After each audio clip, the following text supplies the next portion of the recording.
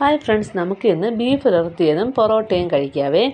അതിനായി പൊറോട്ട പുറത്തുനിന്ന് വാങ്ങി ബീഫ് നമുക്കിവിടെ ഉണ്ടാക്കാം. 1 കിലോ ബീഫ് ചെറിയ കഷ്ണങ്ങളായി കട്ട് ചെയ്ത് കഴുകി വൃത്തിയാക്കി ഒരു കുക്കറിലേക്ക് ഇടുക. അതിനോടൊപ്പം 1 സ്പൂൺ മഞ്ഞൾപ്പൊടി, 1 സ്പൂൺ മുളക് പൊടി, ആവശ്യത്തിന് ഉപ്പ്, 1 സ്പൂൺ മസാലപ്പൊടി, പെരുംജീരകപ്പൊടി അതും കൂടെ ചേർത്ത് നല്ലവണ്ണം വിരകിയ ശേഷം കുക്കർ അടച്ച് 1 വിസിൽ കേട്ട ശേഷം ഒരു 2 മിനിറ്റ് ലോ ഫ്ലെയിമിൽ വയ്ക്കുക. അത് കഴിഞ്ഞ ശേഷം നമുക്ക് ഒരു പാത്രം അടുപ്പിലേക്ക് വയ്ക്കുക.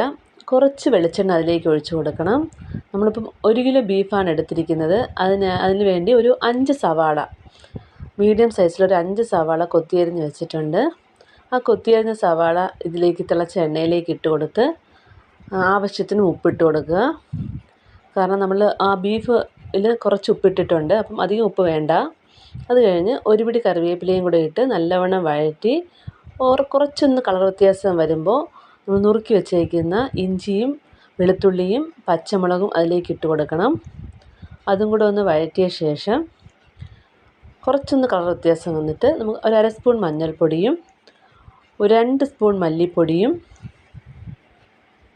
ഒരു സ്പൂൺ മുളക് പൊടിയും അതിലേക്ക് ഇട്ട് കൊടുക്കുക.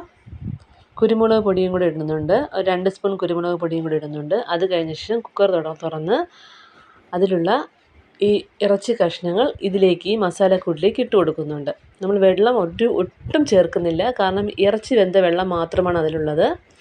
അത് കഴിഞ്ഞ് പാത്രം നന്നായി അടച്ച് വേവിച്ച് നല്ലവണ്ണം തിളച്ച് വന്നതിന് ശേഷം വെള്ളം വറ്റി വരുമ്പോഴത്തേക്കും അടപ്പ് മാറ്റി ഒന്ന് ഇളക്കി കുറച്ച് കറിവേപ്പിലയും കൂടെ ഇട്ട് കൊടുക്കുക. വീണ്ടും പാത്രം അടച്ച് വയ്ക്കുക. എല്ലാം കഴിഞ്ഞ് ലാസ്റ്റ് ഈ വെള്ളം കംപ്ലീറ്റ് വറ്റി എണ്ണ ഇങ്ങനെ തെളിഞ്ഞ് വരുന്ന സമയത്ത് നമുക്ക് ഫ്ലെയിം ഓഫ് ചെയ്യാം. അത് കഴിഞ്ഞ് ഒരു സെർവിങ് ബൗളിലേക്ക് മാറ്റി പൊറോട്ടയോടോ ചപ്പാത്തിയോടോ കഴിക്കാം.